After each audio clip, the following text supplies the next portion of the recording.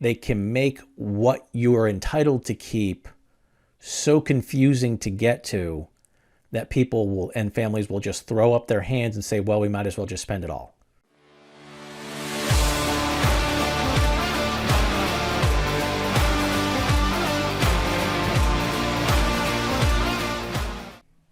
But we still have a handful of companies that did get their projections right, so that traditional long-term care insurance is still an option. So those are ways to pay for it.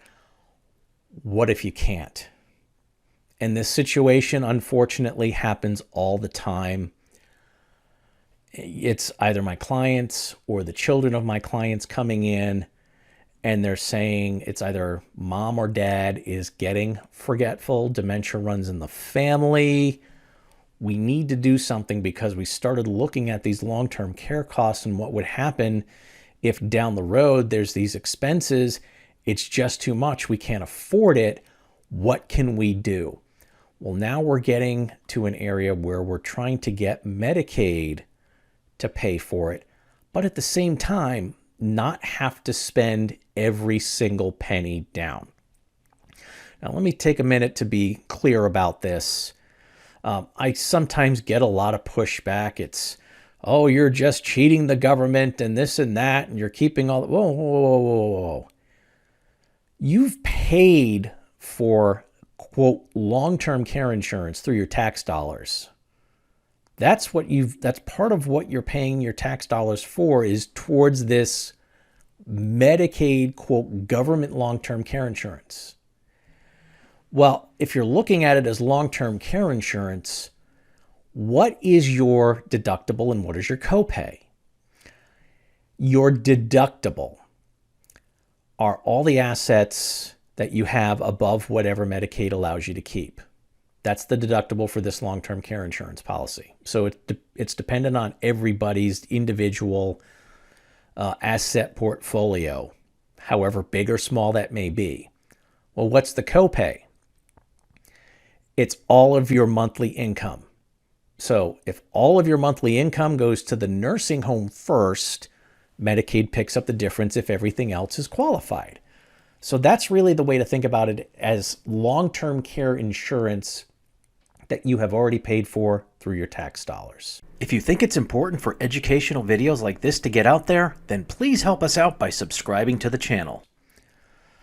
So let's go ahead and take a look at what are these very confusing rules that Medicaid has. And I've heard a lot of these. You can only keep $2,000 worth of assets. Well, no. If you're the person who needs care, you get to keep $2,000 or less of liquid assets. And I hear, oh, you have to sell your home to pay for care. Well, no. You get to keep a home within certain equity limits and whatnot. Well, you can't do anything if you don't have 5 years. Well, anything that you gift ends up counting against months of ineligibility.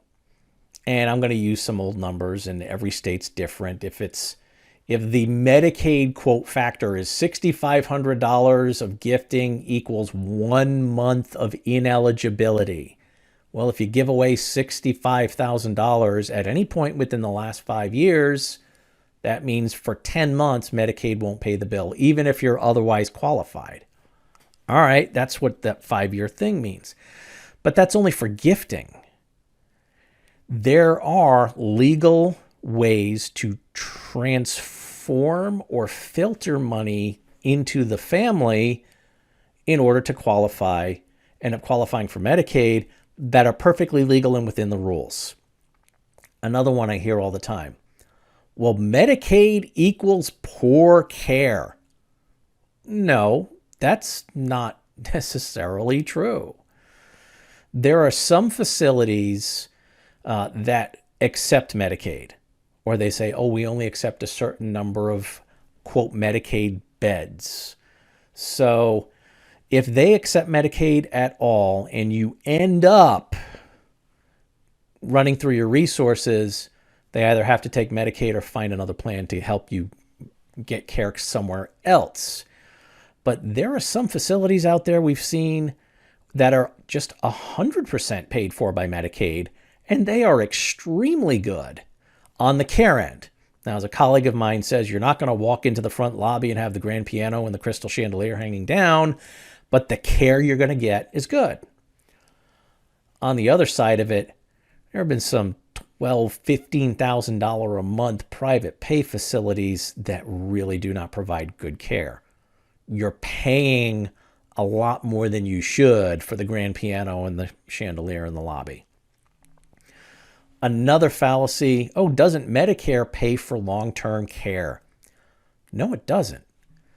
Now, this becomes a little bit confusing because Medicare will pay for some nursing home care if it's rehabilitative, which means, okay, the example, you fall, you break a hip, you need a hip replacement. You're in the hospital for a couple days or a week. They've replaced the hip, but now you need physical therapy. Physical therapy at the hospital is a lot more expensive than if you received physical therapy at a nursing home. Medicare will pay for that nursing home rehabilitative care to get you up and out within all of the limits that Medicare has as, quote, senior health insurance. But it's not going to pay if it's, well, they've progressed as far as they can and they're going to have to still get additional care. It's, quote, chronic, or it's now custodial care. They need the care, but they're not going to get any better. Medicare won't pay for that. That's when we end up switching to having to pay for long-term care or Medicaid to take over. Now, it's almost as if the government wants to make things so confusing that you'll spend everything rather than keep what you're entitled to keep. Yeah, that's true. With all of the different loopholes and regulations and special interest groups and politicians making all of these rules and whatever, here's one thing that's been pretty consistent since we've gotten Medicaid. This country isn't going to say we're not providing care to our seniors. We're not going to throw them out on the street and let them die.